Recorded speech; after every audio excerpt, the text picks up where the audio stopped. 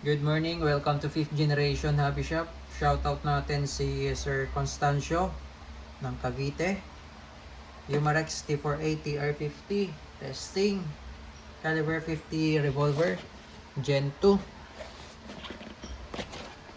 7 joules Umarex brand.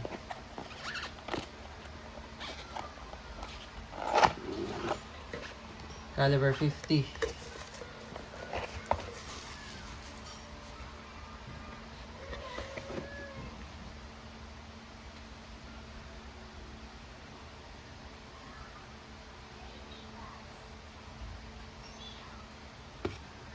Ayan po.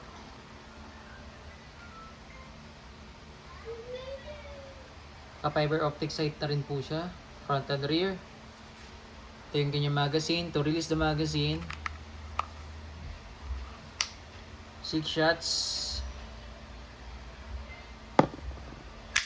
Ito yung pursing cap.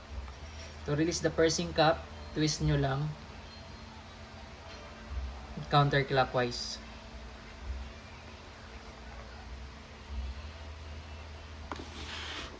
Yan, testingin natin, sir.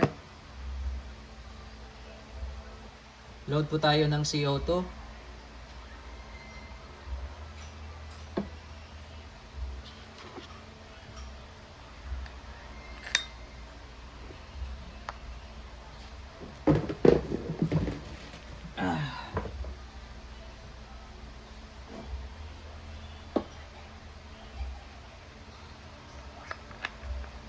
Higpitan po natin hanggang hindi na siya maiikot.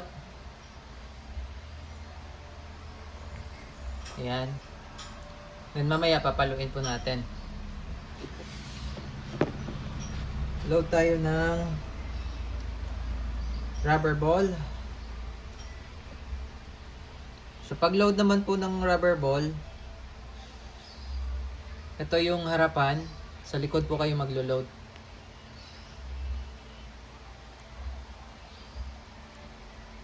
Yung rubber ball po, reusable po siya. Linisan nyo lang po pag gagamitin nyo ulit.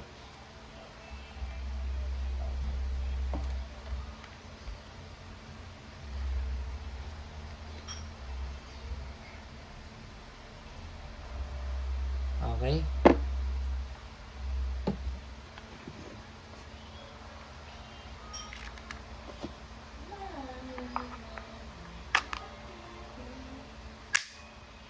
Then, ikot nyo lang po ng isang beses. Ayan. Tapos, ito po, pag pinalo natin ito, lalabas po yung indicator pin. Ibig sabihin po nun, may pressure na siya sa loob. So, kung kailangan nyong gamitin, tsaka nyo po papaluin. Pero pag hindi nyo naman po gagamitin, okay lang na nakastock siya sa loob. Hindi po yun makukonsume. Hanggat hindi nyo po pinapalo yung pursing cap, yung CO2, wala pa rin butas yun. So, pag pinalo nyo na, magkakaroon na siya ng butas, magpa-puncture na siya, lalabas yung indicator pin, ibig sabihin, nabutas na yung CO2, kailangan gamitin nyo po kaagad. So, wag nyo pong patagalin sa unit yung CO2 na may laman. Gagamitin nyo po kaagad. Okay? So, pwede nyo po itong lagyan ng flashlight, red dot optic. Ayan, TR50, caliber 57 joules. So, paluin ko na po, sir, ha. Tamang palo lang po yung pursing cap. Ayan. So, once na pinalo nyo na po yan, lalabas po yung indicator pin, ibig sabihin, may pressure na po. So, gagamitin nyo na po kaagad yan. Testing po natin, sir. Okay, sir. Testing. First round. Firing. First round po.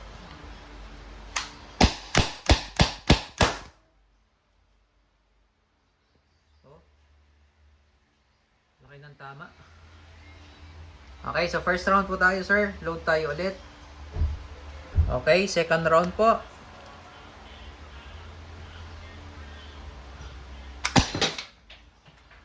Second round. Okay. So, ito, sir, kailangan maka 5 to 6 rounds ka muna. Gamitin mo muna na may bala, iputok mo 5 to 6 rounds bago mo siya i-release. Bawal po kasi siyang i-release yung CO2, bawal i-release kapag marami pang laman. Okay? So, ipuputok mo lang siya, sir. So, pang third round po tayo. Pang third round po.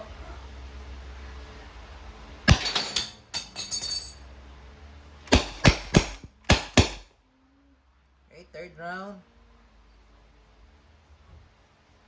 Okay, pang fourth round po tayo, sir. Fourth round.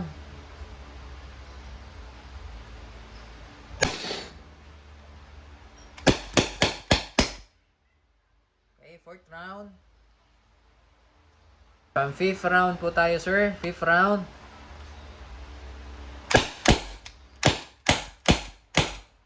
Okay, so medyo mahina na siya sa fifth round.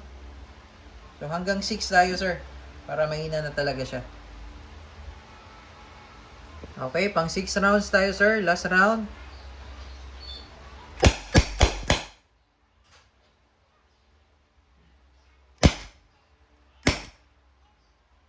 Okay.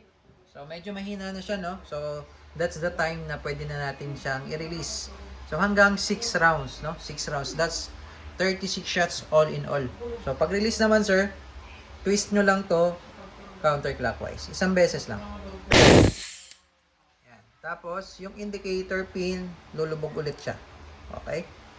Yan. Tapos, to release the CO2, counterclockwise again.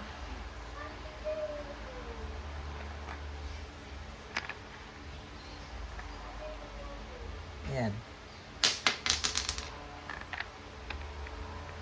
Tapos, antayin nyo lang munang mag-normal temperature kung gagamitin nyo ulit bago nyo salpakan ulit ng CO2.